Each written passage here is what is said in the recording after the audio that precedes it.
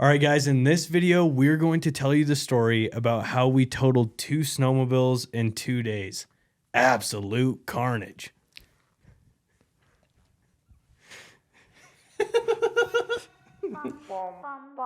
Look, I don't want to talk.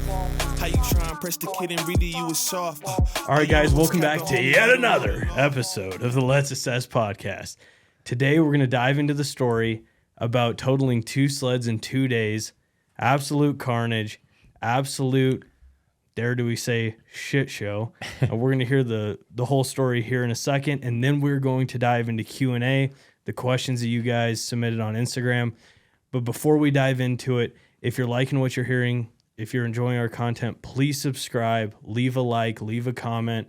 We really appreciate all the support, and it helps us make more videos. So we are having videos come out, actual YouTube videos, not just podcasts, on Thursdays. We're trying to stay religious about that, so check those out on Thursdays. So this podcast is also on Spotify if you want to listen to it, Apple Music, whatever. So we appreciate it, and let's jump right into it. Yeah, so it was a rough week, and it was kind of crazy because it started off with like the best day that I've had in like maybe not a couple years, but like it was one of those days that you're just like, damn, that was a good time, I feel like. Best day in the last 2 years for sure. Yeah, like Was that the day when we were all out? Yeah, it was me, you, thank God I'm a part of Marcus, that. and Brad. And like it was just the snow was deep. Finally, we had like a little bit of a base down there and all that fresh snow. Dude, that was a big difference. Yeah. The base is like, because we've had some snow. Yeah. But dude, it's like you're riding on logs and the sleds are just trenching out. That was a good day, I thought. Shooting rooster tails of dirt 50 feet behind you. Yeah. Yep. And it's like, yeah, we had carnage, but it's like, yeah, we finally got snow. So we're like in this weird in between, you know? Like you feel safe, but you're not safe, right? Like everything's hidden. It's just the big stuff's hidden now, which we found some big things. Yeah. So jump right into the story of like, these are legit. I mean, these are legit, like really mangled snowmobiles after yeah. So after 2 days. So to start with, I wasn't there on the 2 days that sleds were actually totaled. Thank the Lord they weren't my sleds. That would suck. But yeah, if you were there, it would have been you. yeah, Like, I am good at finding stumps, rocks, soil.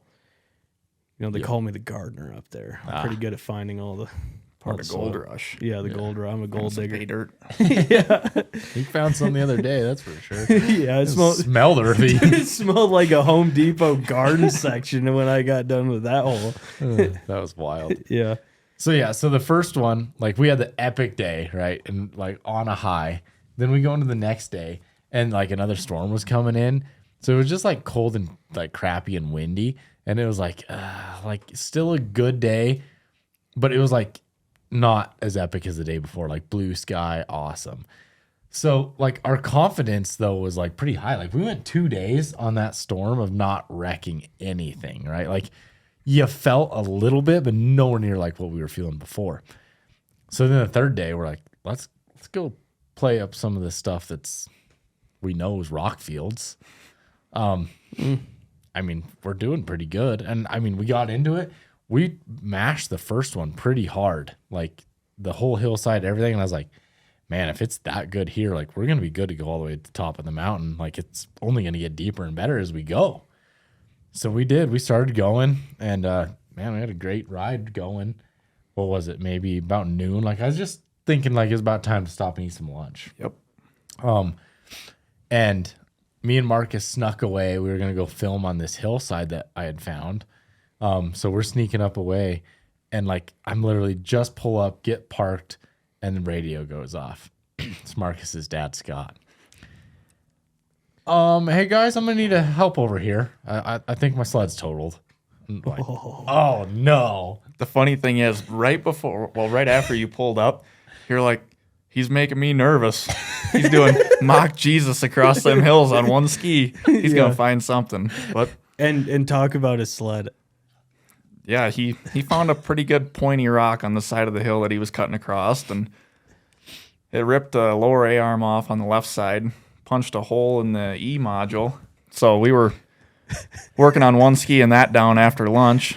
Granted, it was all downhill, so it was pretty easy, but And that was a 25 Skidoo with like what, 40 miles on it? 40 miles on the clock.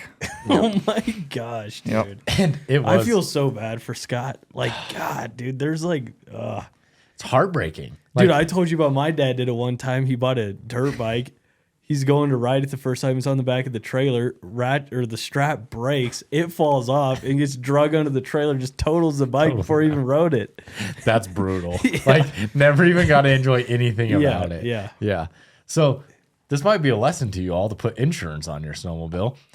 You know, we've got 12 snowmobiles down there and just a mixture of like buying new ones. And this was Scott's and this was ours. And we got powder bound insurance. And we got our personal insurance. We got a mess of insurance this year. So he gets there and he's like, do you guys put insurance on my sled? And we're like, oh, no, actually, I don't think we have insurance on that one.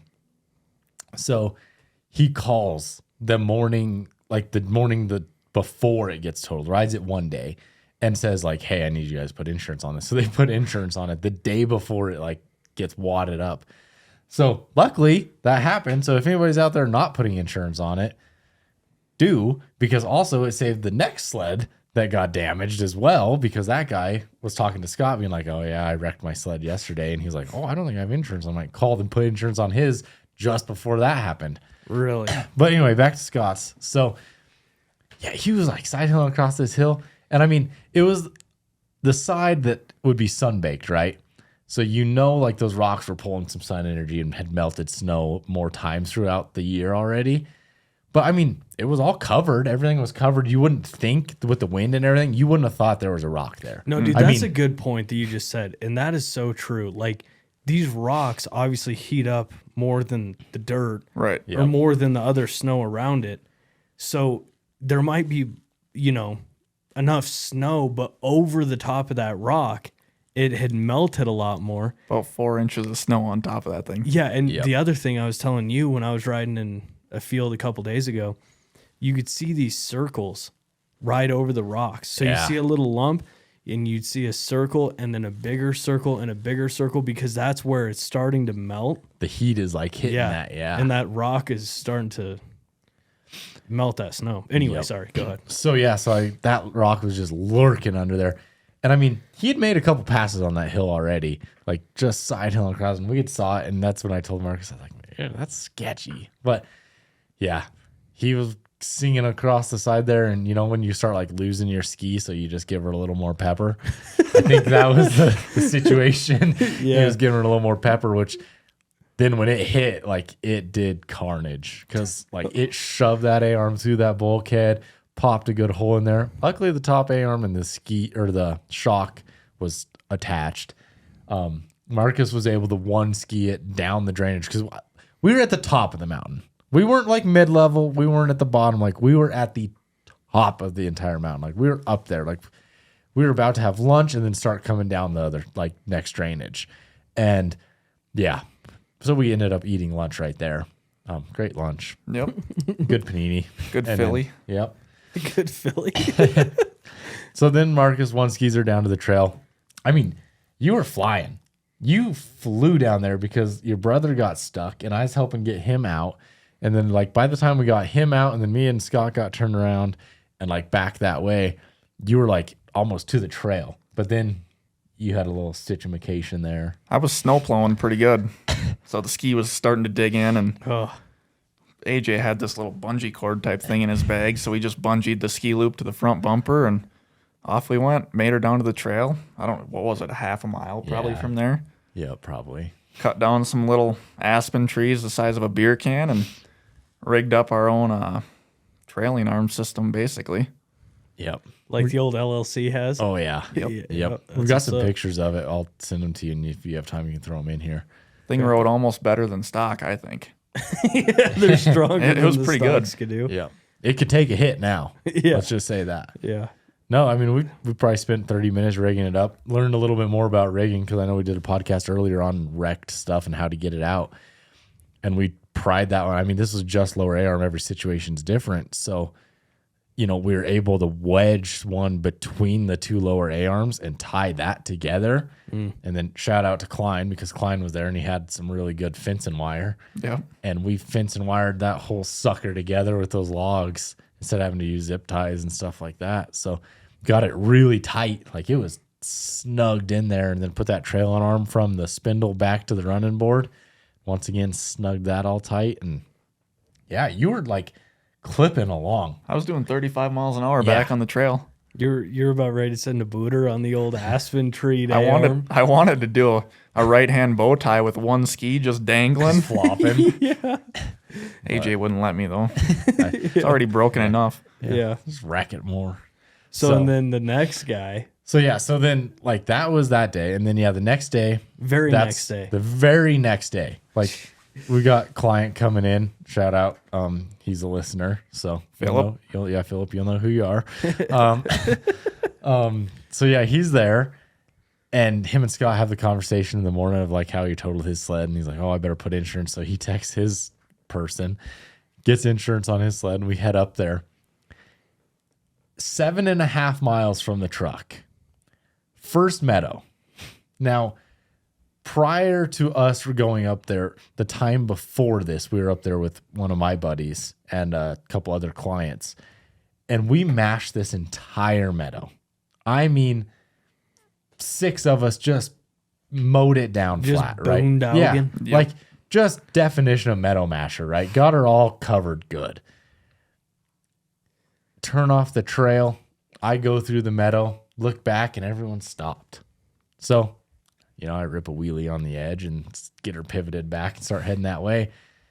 And as I pull up, I'm realizing that he's just like, Philip's laying in the snow, like racked pretty hard. I'm like, oh no. And I'm like, you okay? And he's like, yeah, I'm good. I'm good. He gets up. He's all good. He's like, I just hope the sled's good. It stopped hard.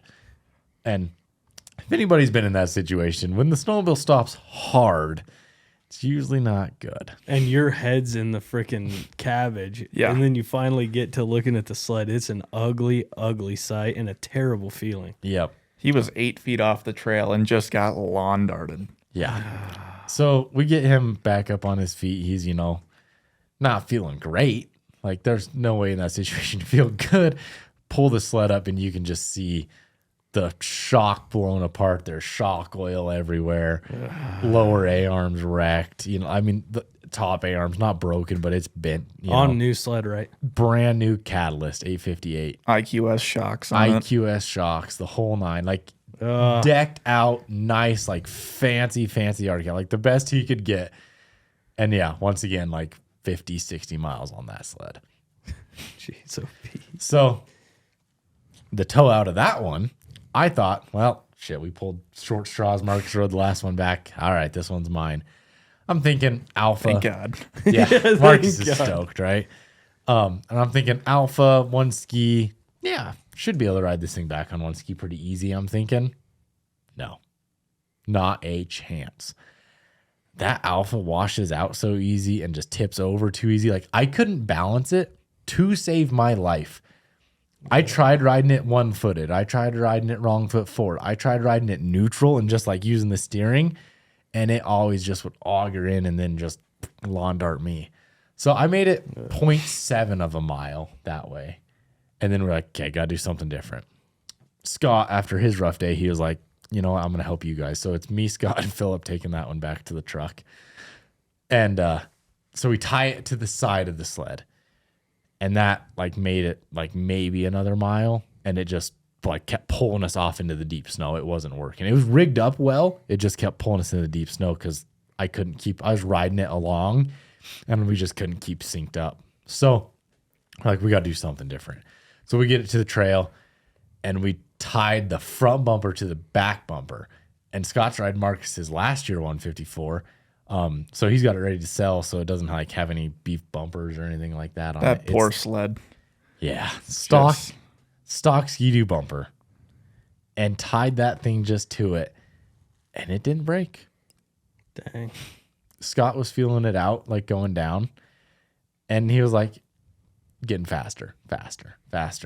And me and Philip were riding just like side by side on my sled because I I mean, I've done the bent over somebody sitting in front of you thing, and your back just kills you. Well, it turns out your back kills you when you do it that way for that long as well. We learned that. Sorry, Philip. But pretty soon we couldn't keep up. Like, he was flying. He was doing 25, 30 mile an hour, dragging the sled down, just cruising. Like, had that catalyst hooked up, tow truck, just ripping. He was like Mater. He was probably cold. Wanted to get back. Yeah, let's just get this done. Yeah. But, I mean, he was cruising back. I mean, we got that one back quick. But yeah, whole entire right-hand side of that sled was ripped off. We ended up taking the spindle off, left the upper A-arm and the tie rod, but everything else we took off and like tied it to the sled because it was junked. It ripped that IQS shock in half and just straight carnage. Gotta love it. Hopefully it doesn't happen to me this year. Yeah. Knock on wood. And I mean, after both those days, me and Marcus were just looking at each other like, we've got like 400 miles on our new sleds, and we rode our last year's sleds a little bit, like probably 100 miles on those two. We're probably sitting at like 500 miles each.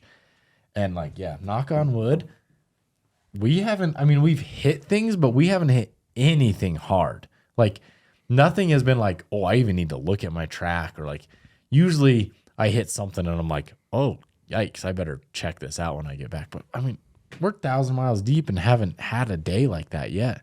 So maybe we've just been lucky. But yeah, the snow's just deep enough that those big dogs are hiding. And we found them. Yeah. Third part of this story, Zach, another listener, might be listening. He rides with us the third day after this to add to our carnage pile. And snow was good. We were in a like safer-ish area. It just seemed more like down trees than rocks. And Which can be just as bad. it can be just as bad. We were having a good time, great day, just about to have lunch again. And he just like hops across this creek ravine and lands on a log and just snaps his lower A-arm. Just dink, gone like a pop can. Polaris A-arm. We get that thing all taped together. He got that thing all taped together with AR. wrenches. Oh, God. 13/16 wrench and a bunch of electrical tape. Yep. She held all day. Yeah. It gave him some fits there at the end. But I mean, he was ripping that thing, still popping like re-entries and stuff with the old dangle dinosaur T-Rex ski, you know? Yeah. And yeah, I mean, he ripped her out of there and everything. But yeah, it was a little bit of a carnage for the week. Kind of crazy. Yeah. That sounds like it. Brutal. Bad luck. Yeah, that last storm just gives the guy a little bit of false hope. Yeah. False confidence. Don't think anything's down there, but it's right there. It's just lurking. Well, it's like we were talking about. It's like there can be 30 foot of snow, and then a windstorm comes through, blows trees down, blows snow over the trees, and now they're sitting 3 inches beneath the snow. Yep. So it's like in reality, in the backcountry, you're never fully Safe. good. Yeah. Yeah. I was thinking about that. When you guys were talking about that earlier. You know those trees that like fall in the snow and then the next storm, and then we're like crow hopping through the snow? What happens when you like dive under one of those? Oh, things? yeah. Like you're going for a trip. Dude, I did it. Oh, did you? Years ago when I was in high school, me and Kaysen went up there, and I was side hilling going pretty fast, and my ski went under one of those, and it just snapped right at the spindle. Jeez. Just clean snap. Just had gone. ski and half a spindle in my hand. Yeah. Gnarly. And it was like either mid-January or February Yeah. Snow was because good. we were playing basketball. Yeah. Gotcha. Okay. Wow. You want to get into Q&A? Let's get into Q&A. Okay, so we got some questions. Again, we put these on our stories, on our Instagram stories. We've put the tags on the screen at cook.bros and at Powderbound Adventures. Submit your questions, and we will answer them. Don't be shy. All right. First question. You Go ready ahead. for this? Yeah. Alrighty. Being that you guys are some of the higher caliber of riders out there, just how good are Caleb Kosterke, Chris Brandt, Brett Turcott, Matt Doche, Andreas Bergmark, Matt Ince? In other words, if a rider is good, how much better are they? I don't have much riding time under my belt, but when I started some 7-8 years ago, making guided sled trips out west, I thought the hopovers, bow ties, and going up steep tree-covered slopes looked hard. The more I ride, the more I realize how much dedication and time it takes to get good at this. So I'm curious your thoughts on what it takes to go from good to a big name in the industry. You want me to You're answer? first. You're first. Yep. Okay.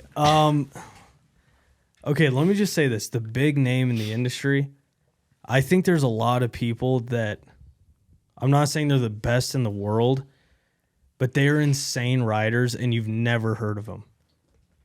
That's my opinion. So the big name in the industry thing to me is about marketing yourself and doing, social media.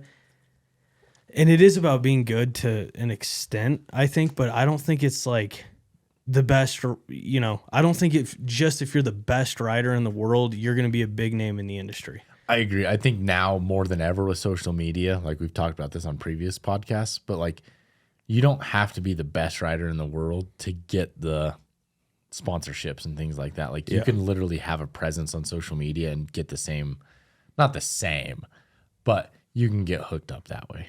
Yeah. Well, and dude, honestly, I'd argue like some of the, not the like the Kosterkis and the Brants of the world, but some of the entertainers in the snowmobile world, they have more sponsorships than guys that are 4 times better than them, but they just don't market themselves and they don't post anything. In other words, it's like, okay, if you're the fastest supercross racer in the world, you're going to win championships and people are going to know who you are. Yeah.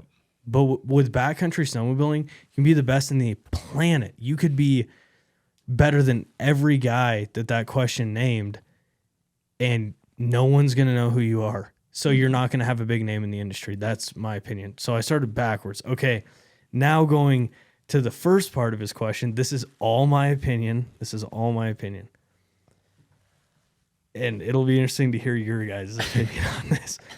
I personally don't think, let's speak for ourselves here, okay? Yeah. I don't think I'm at the level of Caleb Kosterky or Chris Brant. In fact, I know that I'm not. Facts. Like, not you, me. No, just everyone. Like,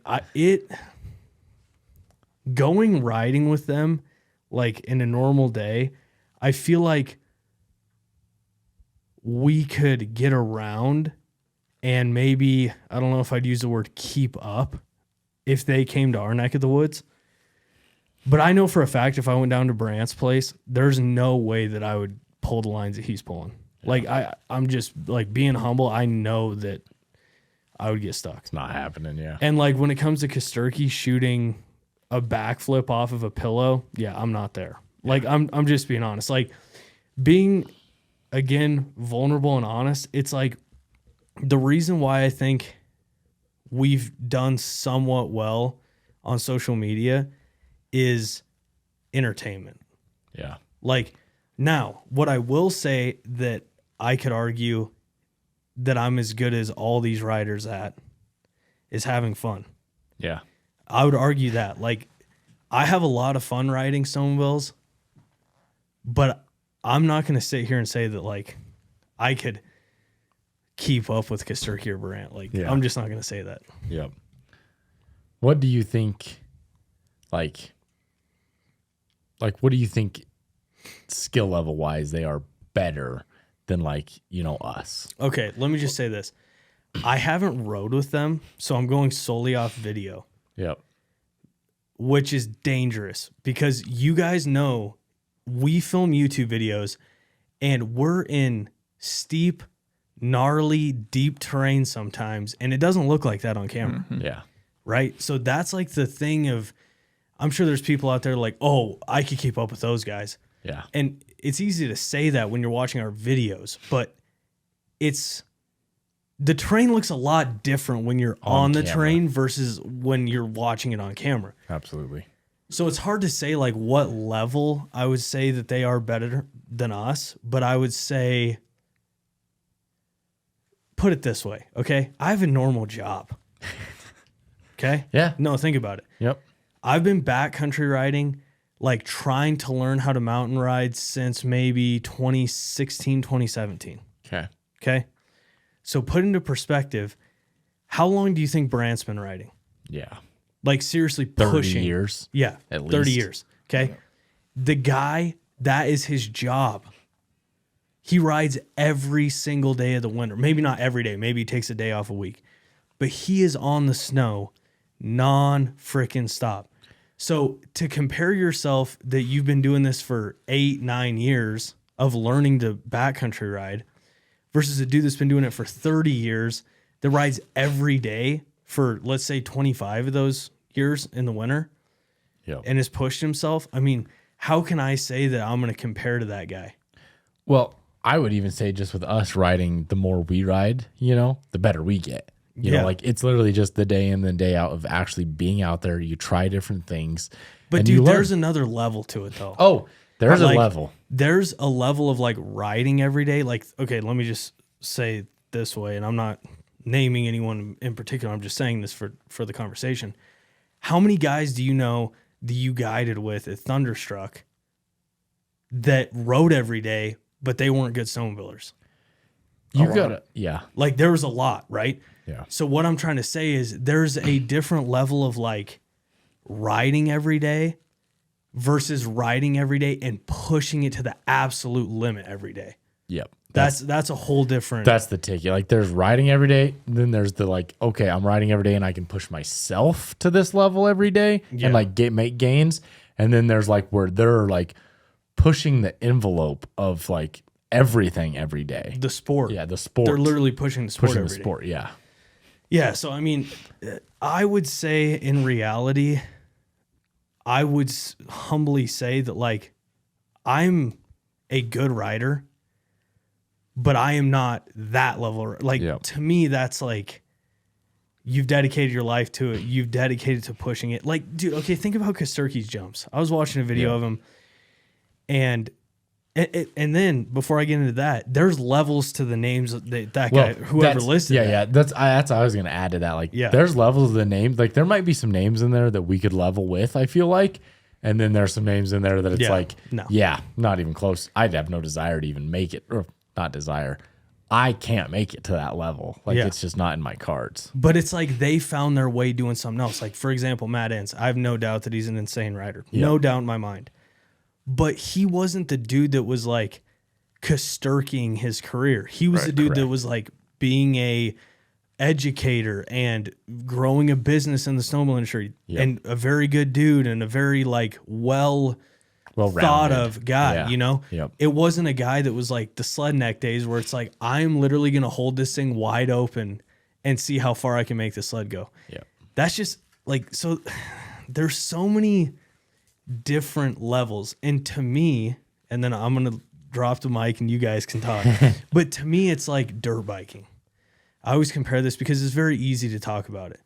With dirt biking, you can race your local circuit and you can beat everybody. And you could be like, oh, dude, I could keep up with Hayden Deegan. I could, you know, if you're on a 450, I could keep up with Eli Tomac. You don't understand the level that those guys are at. Like, they're on that level for a reason. And just because you're winning locally, they're winning worldly. Like, it's completely different. So that's, I mean, I kind of gave a pussyfoot answer there, but that's kind of like my answer to it. It's a great question, and it's a hard question to answer just because we don't know. But I'm pretty damn sure I can say that if it came to jumping with Kosturki, the crazy shit with Brandt, there's no way. Like for me right now. Now, maybe when I'm 30 or 35, still you're not. Pushing it, all right? But dude, it's still not because it's like I have a freaking job. Like, you know? And you want to walk the next day. Yeah. No, I agree with you totally. There's so many different like tiers of, I don't even know what you want to call it, riding in the mountains. Like go huck yourself off of a rock or ride trees or mash meadows or you know, stuff like that. But I've ridden with Brandt and Kosturki, so I can kind of answer that question. That's true. That's why you're the best one to answer this. That's true. I chased him around for a long time down by Brandt at 14,000 feet, whatever he is down there. So, I mean, it's work, and them guys are athletes. I'm not an athlete. I don't know. We just had some Mexican tonight and McDonald's the other day, and you know, We do normal human stuff. Yeah. I don't think them guys do. They're on strict diets, and I mean, if you want to be what it takes to be one of them guys, you got to sacrifice that stuff. That's true. That's a good point. Like, they're athletes. Yeah. Well, even I can't remember what podcast it was, but somebody did a podcast with like all the Polaris guys, or it might have been with Pulsifer and Andy Thomas, I think. And they were talking about when they were at the like Polaris Wasso factory, and they were like, yeah, we went and ran a 5K or a marathon or something the next morning. And it's like those guys went out and like won it. Yeah. But it was like they were racing each other like within this 5K, winning it amongst other like marathon runners and stuff. And it was like, yeah, if those guys can do that, like, can you imagine us three going and running a 5K right now? I mean, I could do it if I was in a truck. I'll drive a 5K. I'll get my side by side and hand them water. Yeah, just the relief team. That's yeah. Barely ride a bike that long. Yeah. But no, I think you're onto something there. They're just a different level. Yeah, it's totally different level. I mean, Brant, he even said it in his videos. When you get old, you got to be precise and choose your lines, which you can clearly see he does that. Every video he's in, even when he does a bow tie, he'll set it down real gentle. His sleds never take a beating. Yeah. And Kosterky is very aggressive with that stuff. Yeah. I mean, that's true. Dude, the other thing too, and I'm not going to name any names here of who told me this, but a very reliable source that I told you guys about that would know this exact question. I asked him, how good is Brant? He's rode with Brant a lot.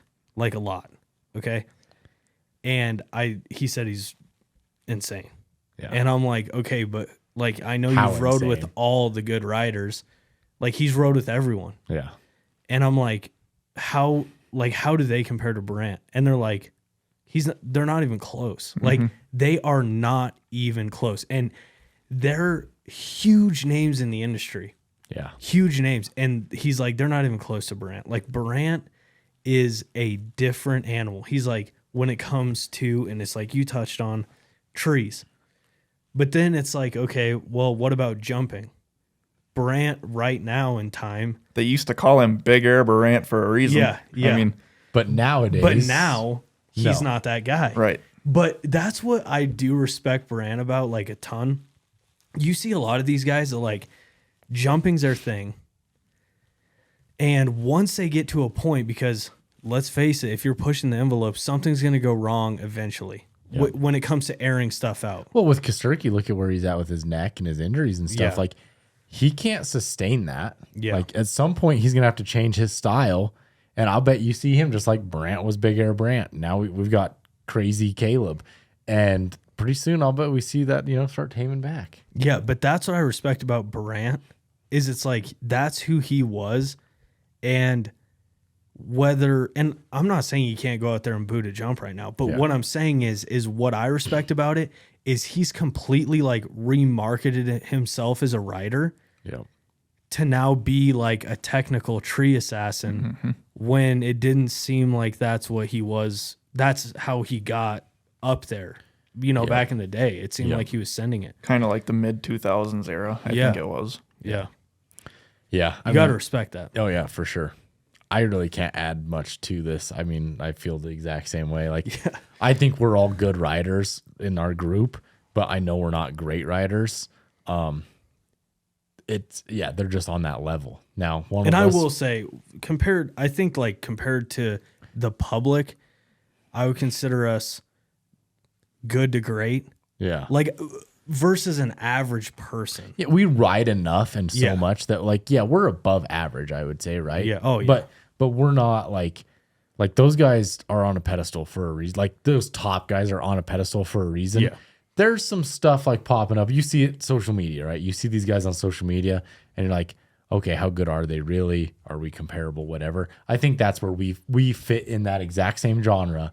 There's probably other people maybe on a podcast saying, man, are they good or am I as good as them or what? Like, I feel like we are in that space of like the unknown of like, we're good enough, but not great, obviously. Trying to work that way, right? Yeah, we're headed that way. Yeah, not Rimshaw, you know, That's another athletes. thing. That's another level, you know? That's a whole nother thing, right? Like, I'll guarantee you, well, Chris Bryant himself can't go up Jackson Hole as good as Justin Thomas. Keith Curtis. Keith Curtis. Or Keith Curtis. Yeah, or Justin Thomas. I mean, a lot of those guys probably. Yeah. But like, there's a reason he stays in his lane in his trees down in Colorado now. That's where he's at in his career, and that's where they're at in their career, right? But you see some of those guys dipping into the backcountry now. How much longer are they going to be in the hill climbs, or are they just going to go doing the same thing? Yeah. Don't know. Yeah. So- Dude, that's an interesting question. I mean, it'd be cool to go ride with them and watch that, but Yep. I mean, lucky It's for pretty you. neat. You got to see it. Yeah. I mean, I'd rather just sit there and watch than try and chase him around. That's a lot of work. Yeah. I'll stay here. But dude, and even on that, like freaking Marcus, he can do stuff that like, Yeah, we put Marcus above us. yeah, I as mean, it Marcus is like, Marcus can make the sled do things that I'm like, I look at AJ, I'm like, that bitch. Yeah. You know, Yeah. I'm like, not supposed to do that. yeah, what in the hell, you know? But Yeah. I've got camera clips of him saying, well, I guess I'll try to do it. Yeah. And then he just goes and stomps, and I'm like, oh, yeah, I'll go try. That's every Yeah. time. You got to try, and you might get lucky. Yeah. seems like you're a pretty damn lucky son gun if that's the case. Yeah. Well, I've done it a time or two. Time or two. All right. Okay, next Go ahead. question. Since Articat is recalibrating their business model and shutting down parts of their business, do you think this will have a ripple effect in the snowmobile industry, which will affect other companies and customers' interests going forward? I'll answer this one right away. I do think that it has a ripple effect. I think it has more of an effect on the aftermarket industry. I'm going to touch on like the Speedworks side of things, like that type of company. They don't have a lot to offer. They have a lot to offer to Ski-Doo and Polaris. They do, yes. But they have more to offer to a company like Articat because they don't have turbos. They don't have, super high horsepower snowmobiles. So with that being said, they can price point, or they can have, packages, stage 1, stage 2, stage 3s, etc. for the 858, the turbo, all that. I think it kills the aftermarket industry. When they just had the 600 Catalyst, that was a lot of the only aftermarket parts being sold was the people that bought the 600 Catalyst was people's buying stuff for that. So I do think that ripple effect goes to the aftermarket companies. It'll have an impact on the snowmobile entire market. But I do think that ripple effect, we'll see it throughout more things, just like development of aftermarket stuff, development of OEM stuff. I mean, gear, everything. Like, it's just, you lose a company like that. If we were to lose the company like that, then I think there's a certain amount of people that may not even snowmobile ever again. Like, they're that die hard that they may not ever, like, you just lost those people even. Or buy something. Yeah, like they might just stay where they're at for the rest of their career. I'm gonna ride it. And you touched on this, but something that comes to mind when it comes to the OEM, not the aftermarket, is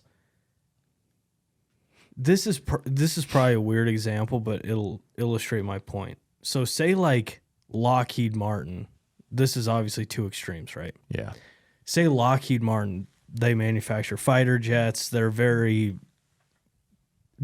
very big research and development company. Yep. Say Lockheed Martin decides, you know what, we want to get in the snowmobile industry, and they buy Articat.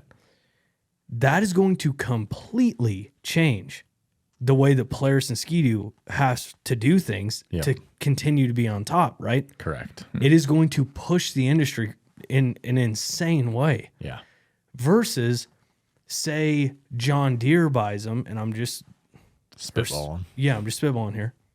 Or Harbor Freight, But say John Deere buys them, and they say, we really just want to specialize in work snowmobiles. Yep. And there's a need for that. That's going to affect the industry. Yeah. Because Articat was, and everyone was roasting me on the other podcast about, what are you talking about? Articat is the top of the line. It's like, okay, well, that's opinion. But they were, upper to the top of the industry, depending on your opinion. Yeah. They weren't like, I don't know. There's so little competitors in the snowmobile industry. They were that it's pushing really hard. They were pushing into the same segments as Polaris and Ski-Doo. They weren't like, Right. they weren't, and I like exactly what you said here, because we're talking about how maybe Arctic Cat's going to be worse. There's a chance that this might change the entire industry to be better if the right company was to buy them. They might push it like, well, we can make this thing a rocket ship. Why don't we make this a rocket ship? And now Polaris and Ski-Doo have to go, oh, now we have to make a rocket ship. Yeah. I want a rocket ship. And now we have $78,000 snowmobiles. Yeah. But you know what I'm saying? Like, in my opinion, it's going to affect the OEMs just as much as it is the aftermarket. I agree. Because, like, for example, whatever your opinion is, and it's like we've seen in the comments, 858 is stronger than 9R. Well, and then you have 90% of people that say that's complete BS. Like, it's not as strong as the 9R. Whatever your opinion is, it doesn't matter. But it matters that, like, there are certain people that side with it and they're going to buy it, and they have to figure out a way to, like, the other company has to figure out a way to gain market share. Yep.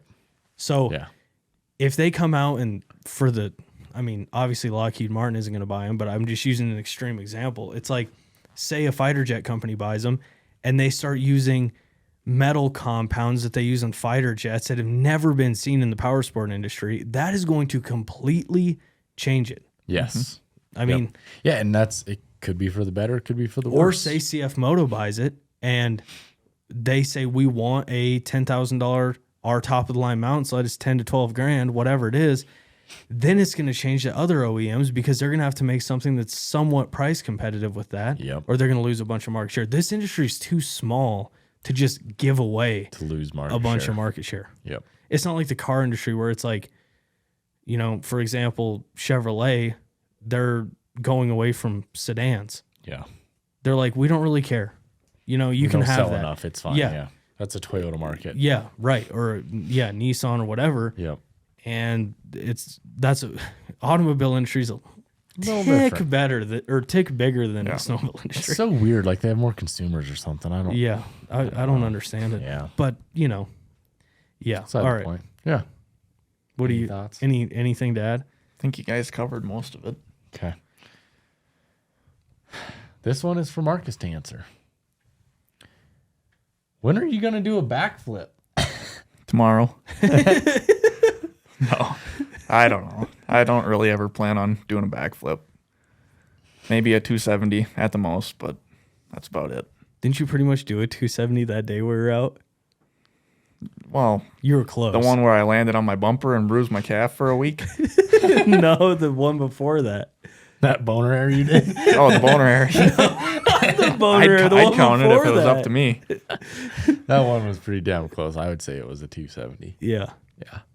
I want to do it like legitimately though. Yeah. All right. Well, let's picture he's not in the room. When do we think he's going to do a backflip? Here's what I think about Marcus that he doesn't realize about himself, or maybe he just doesn't say it out loud. He pushes. Like he does. It's Yeah. like I was telling you, I Yep. can't remember when I told you this. I go out with Marcus and like, yeah, he's doing re-entries and, you know, he's still good. And then it's like 2 rides later, you guys go on like 2 rides. And then, all right, guys, you ready to go? Yeah, we go out there. Marcus is pulling left and right hopovers, not messing any of them up, going up steep trees. I'm like, I looked at you. I'm like, when did he learn that? You're like, in like the last week. I'm like, what? How? This is such BS. But I think this is what will happen. I could be wrong. He's going to get the 270 pretty dialed this year once the snow gets deep enough and he gets comfortable enough with the snow. Yep. Okay. Then 270's mastered. What's At the next? tail end of this year or next year, I feel like you're going to go for a backflip. That's just me. Obviously, I'm not you, though. You think so, huh? Yeah. I kind of have that same feeling. I feel like either late this spring when we're out there shoveling jumps or something, he's going to be like, this cornice will make a good backflip. You know what I'll say? it's pretty much a 270. You're just going straight back. Yeah. That's what he'll say, dude. I think it'll be easier than a 270, actually. Yeah. Because he'll get comfortable with flipping the 270 and then, Yep. And then we'll be up in BC riding with Landon in April or May, as late as they go. And Have the old race sleds out, just like old times. Yep. Yeah. Yeah, we'll see. We'll Yep. have to see about that. That's my guess. I could be wrong, though. Different settings of shocks and suspension for Polaris and Ski-Doo for making the sled more agile in tight spaces. I'm going to say go listen to the last podcast because we answered this question there. I'll touch on it just for a second. Suspension is insane to answer this question for because what are you doing with it? Are you jumping? Are you powder riding? Maybe this needs to be a video that we do and we break down suspension like in a detailed how it works, and maybe that'll help you guys. But like say you're wanting to go ride powder. This goes across the board, Ski-Doo or Polaris, in my opinion.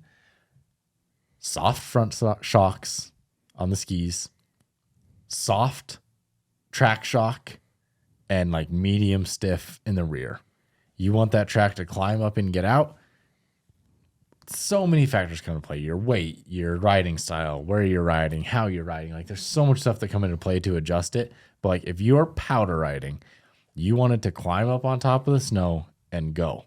So therefore, soft front ski shocks makes it maneuverable. Soft front track shock lets it climb up. The stiffer you make that front track shock makes it want to wheelie more because it wants to eat and cut. And then rear track shock, stiffer it is, the more it wants to climb better. The softer it is, the more it's going to want to wheelie. So just kind of. On top of that, it's a complete preference thing. Oh, it's so hard. So many different factors. Yeah. Yeah, it's like for me, I like a stiffer sled. You got a 100-pound tunnel bag. Yeah. It's a difference. Yeah, it's right just there. different. Yeah. Yeah. We get people that come ride with us and we help everybody with their suspension. And just like last week with the guy with the catalyst, for where he's at with his skill level, for where he's at with the riding he wants to do, this is where you need to be. Yeah. Like that worked great. Now where we're at, obviously we have some different settings, and that's what makes it difficult. Is like I can't tell you my settings and it's going to go work for you because it's not. Like we ride at a different. Yeah, and me and you ride the same thing, but your settings wouldn't work for me. Super different. Like we have the exact same sled, exact same shocks, and we are completely different. Yeah. So yeah, that's a hard one, but yeah, maybe. And we'll then do a depending whole on video track length, it can go. That's getting into the nitty. It's a lot. Yeah. There's so much to it. Come ride with us. We'll help you. That's the answer. At Powder Mound Adventures. Yep. Question: since this was off the Powder Mound account, what is the terrain look like? You want to kind of answer the terrain for us? Well, based on like the two different mountains, our south mountain's kind of like a beginner, intermediate mountain, I'd say. Yeah. You got a lot of rolling hills, and I mean, we can get into steep trees if you're feeling comfortable for it. But yeah, big open meadows, rolling hills, just more mellow stuff like that. Yeah. And then if you go north, we got Chris Brandt territory up there. But Good stuff. good stuff, yeah. I mean, there's a couple little meadows up there where Brent likes to ride, but it's a little bit steeper up there. Just shove that knife in there. I'm gonna take you into Shit's Creek next time. We're gonna see how you do. He'll probably hop over. Out. Yeah. What creek? I never saw it. I'll even ride my 146, and you can ride one to 65. All right, let's do it. Let's do that in the video. That would be let's a good actually video. do that. Little comparison. Yeah. Marcus 146, Brent 165. Who gets to the top? Yeah. Let's do it. Let's do it. That'd be fun. You can see he's just confident already. He's like, oh, I'm gonna just pummel him. Yeah. Yeah. Not until I $100. loosen his freaking rear idler wheels in the back and his whole sled blows up on the way up there. Alrighty. Do you serve stale 4-inch hoagies for lunch? That is a negative. We serve a delicious hot panini for lunch at Powderbound. They are amazing. And a good candy bar. And a name brand candy bar and a name brand bag of chips as well. And waters and And Gatorade. water and actual Gatorade, yes. Name brand Gatorade. Yep. So, no, we pride ourselves on our lunch at Powderbound. And yeah, it's a good meal up on the mountain. You agree? I agree. Perfect. Damn right you do. All right, little panini. Yeah. Is the extra money for a titanium can actually worth it compared to a black or ceramic coated can? Is it worth it? Oh yeah, 100%. It's worth it. It's so light. Then you can go to McDonald's and get your McDouble right after you put that thing on and be happy. Yep. Yeah. You can gain a couple pounds. Good to go. I don't think it's a necessary item. It's not a need. You talk about how good it is, and then, well, I don't think it's a necessary item. It's not a need. The ceramic or, the black coated or anything like that, plenty good. Stainless even. Like, it gets the sound where you want it and it gets the lightness where you want it. If you're going for that extreme build or you really, just don't care about your budget, I guess, I think titanium is awesome just because it looks badass. It feels super cool when you can throw it at your buddy and it's like a paperweight. Is yours titanium? Yeah. Oh, it is. That one looks cool. It's cool. That blue, it's awesome. Yeah. So there's benefits to it, but it's definitely a preference thing. It's not a need. But I don't run a titanium exhaust. No. Yeah, you wear that heavy stuff with that carbon hood. They all do the same thing. No bog. You don't feel the 6 pounds extra that you're losing Yeah. if you're just throwing a regular mountain can on. Yeah. But yes, Klein, you need it. Yes. Okay, next question. How to do a bow tie? Harry Byron, Yeah. he's a listener. That's pretty cool. Yeah. So, go for it. It's hard to explain when you're not out on the mountain. Yeah. The way I look at it, you're cutting across the side hill. You turn your skis up, and you got to get ski lift before anything really, and then you start to look with your head, and your sled will always follow where you look. Yeah. And I mean, you just And you use your throttle. You want to kind of trench out at the beginning. As you start to initiate those skis into the hill, you start to initiate full throttle, and you let that full throttle go and let it chew into the snow until you get that ski lift, and you get that full ski lift. And then that's when you would have that eye or head looking the other way and then give it kind of that kick or the yank and get it back over. Yeah. When somebody does it the first time, they're kind of like, holy crap, that's actually a lot easier than you think it is. I mean, you can do a re-entry. It's just like that, but you're coming around a little bit further. Yeah. Pro tips. Me? Yeah. I would say the only thing I'd add to it is I think steeper hills make it easier. Yeah. Setting the sled before you go to pull. So coming up, having some speed, and then letting off for a second or tap and brake, let those skis set in the snow and then pin it. It'll come up easier. And another thing that I think is the angle you come in at. Right. So if you're cutting the side hill versus going straight up, that's a little different. If you're cutting the side hill, coming into it too sharp can screw you. Coming into it not sharp enough where you're too wide, the sled wants to do a hop over motion. Yep, and uphill. Yeah, but And if we're breaking it down for beginners, foot placement. yeah, Obviously, your wrong foot forward with your foot All the way back. Yeah, 3/4 of the way back on the running board, probably. yeah. Yep. We'll work with you more this year when you're here. Difference in Duffy's avalanche class compared to Tyler's backcountry class. It's a hard one to answer. I think they both had value. I think they both were good classes. I'm glad we did both. The certification from the level 1 with Tyler's backcountry is the biggest thing for us that we needed, just the cert.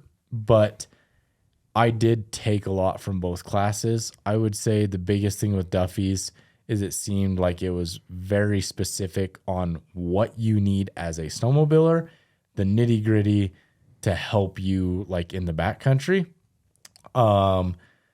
I think the one at Tyler's Backcountry was more focused. Obviously, it was the full level one, so it was more focused on the classroom learning and just more like volume and stuff.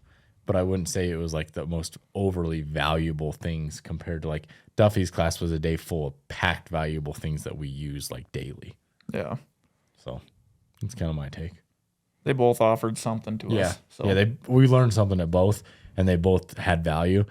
I would recommend doing both, honestly, because, I mean, Duffy's was pretty affordable, and that one day on the snow with him was, I mean, you pick up a lot of things for sure. Yeah. It was good.